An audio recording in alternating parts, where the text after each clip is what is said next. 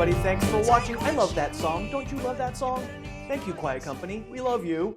Hey, it's a rank show for Week 7 in fantasy football. As always, on the left side of the screen, we'll show you my preliminary Week 7 ranks. You can take a look, and we use the show as an opportunity to talk about a couple of the more interesting to rank players in Week 7. And nobody is more surprised to be consistently ranking Tyler Boyd, number 2 receiver for the Bengals, consistently in my top 20 receivers.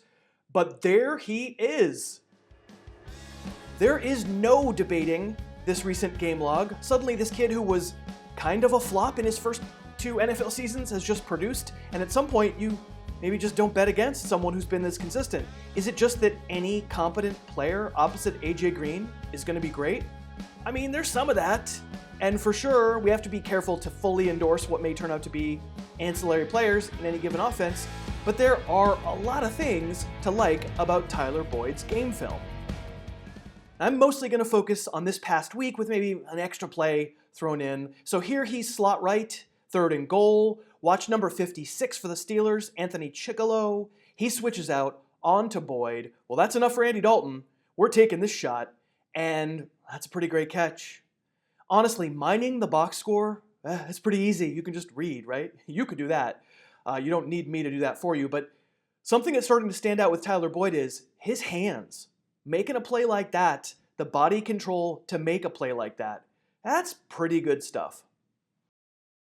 Do you like to make a wager or two? I like to make a wager or two, and I can recommend BetQL as an app that makes you a better. It's essentially a research tool. It's got algorithms, and it'll show you for the game you're interested in, like how the lines have moved, where's the money, lots of series history, trends, all that stuff, all in one place. It's really good, and you can find it at the Apple Store or the Google Play Store. You can find it at betql.co as well. When you do download, you can use the promo code Harris, and that will give you unfettered access for 3 days. You can really see all that it can do.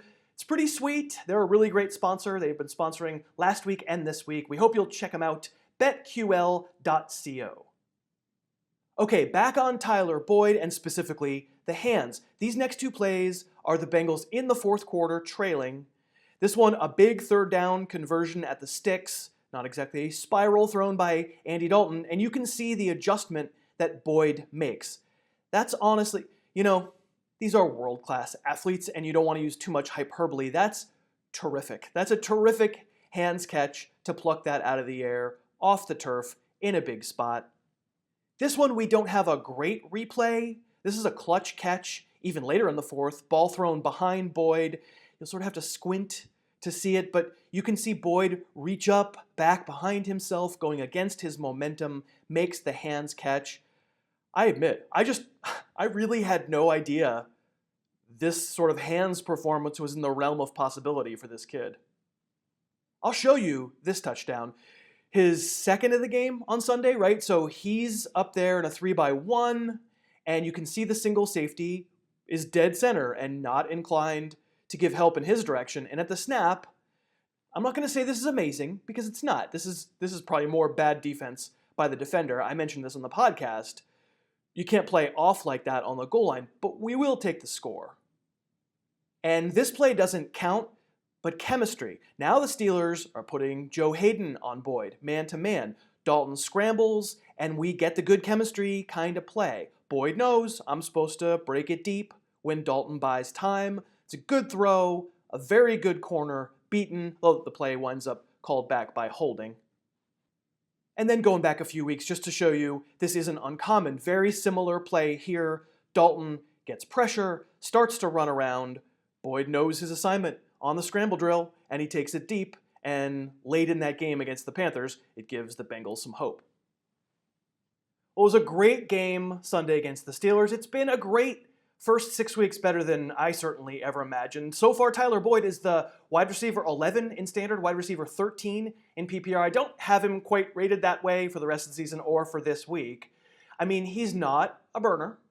And he's not exceedingly quick. He's pretty quick out of breaks, but he's not like, you wouldn't look at him and say unbelievable. I think, would a lot of people benefit playing next to AJ Green? Sure, absolutely. But with hands like this, when the pass offense is clicking, I mean, I think Tyler Boyd's a fantasy starter. He's a low-level wide receiver too. You can see in the ranks, I have him number 21 in standard for this week. I think you're using him. I'm not going to say that maybe you don't also try to sell him because I don't think he's a top 10 fantasy receiver. So if someone wants to pay you as though he's a top 10 fantasy receiver, you take that because there's not a lot of super extraordinary qualities except maybe some pretty extraordinary hands. Okay, no, you don't have deja vu. Yes, 2 weeks ago I did some film review on Kenny Golladay, and in fact the Lions were just off, right? So there's only been one game since I've done film review on Kenny Golladay, but it was such a good game, and I had to show you more film on Golladay. I'm so excited about the guy, so let's take a look. Galladay's my number 12 receiver this week, even ahead of Tyler Boyd, and highest among the Lions trio of receivers, all of whom are obviously usable. And listen, I know, 4 catches the past 2 games, that's a tough way to live. Man, you have to trust me here. This is about more than stats, and I really did just show you stuff on film from Golladay on this show a couple weeks ago, and I'm so excited about it, I couldn't help it. I had to do it again. This play doesn't count, so it gets called back for illegal hands to the face by a lineman. Golladay is topmost in the formation. This is a go route, and he goes, and yet won't show up in the box score, but holy cow, this is the one I wanted to show you, honestly. The rest is good. This is amazing. Look at the adjustment, reaching up, diving backwards, hands catch. I'm telling you, I'm kind of freaking out over Kenny Golladay. That's a pretty amazing adjustment for a dude 6'4", 213 pounds. A few minutes later, he's out of the left slot, and once again, this goes down the field, maybe a little less eye-popping of an athletic play to catch the ball. Still pretty good, and dude just rumbles after he gets it. Stiff arms, haha Clinton Dix, to the fiery pits of hell. I want to ask you who this reminds you of, because, I'll just tell you, it reminds me of Tyler Boyd's teammate, A.J. Green. 2-minute drill, end of the first half. Golladay lined up alone at the top with Kenny King on him, and you see where the single safety high is. He's guarding the receivers to Stafford's left, and for the quarterback, that's an audible. We've got Golladay one-on-one, throw it to him. And he does, and again, who does that look like with the ball in his hands? Tall and strong and willowy and getting face masked there at the tackle. The Packers start to get the idea. Golladay is in the near slot left, and now he not only has a defensive back over the top, but watch the middle linebacker here. At the snap, that middle linebacker will back off and not rush, and he's playing zone, but he's playing zone for when and if Golladay breaks inside, which Golladay does. And Stafford still throws it. And it's not a score, but it tells you how defenses and Stafford are paying attention to Golladay. And this is a different series. We fast forward to the fourth quarter. Golladay is in the bunch formation, and at the snap, number 20 there, Kevin King again. Look at Golladay swim move under him with power. I say again, who does that remind you of? That's A.J. Green all the way. Touchdown. Stafford trusts he can do this, and he can. If Golladay gets his hands on you, you are in trouble. I know about too many mouths to feed among Lions receivers, and I don't really buy that argument, but I do buy the argument that says Marvin Jones and Golden Tate are also really good players, and so therefore, I know it.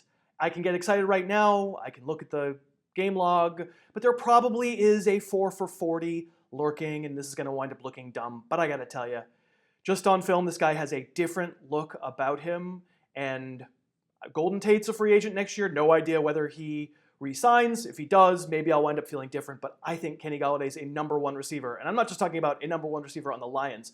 I think he's a number 1 receiver for fantasy, maybe as soon as next year. If you're in a dynasty, boy, if you could pay for him as though he's not, I would strongly think about it. I have that feeling. It's sort of the Alvin Kamara feeling that I had early last season when I saw that film.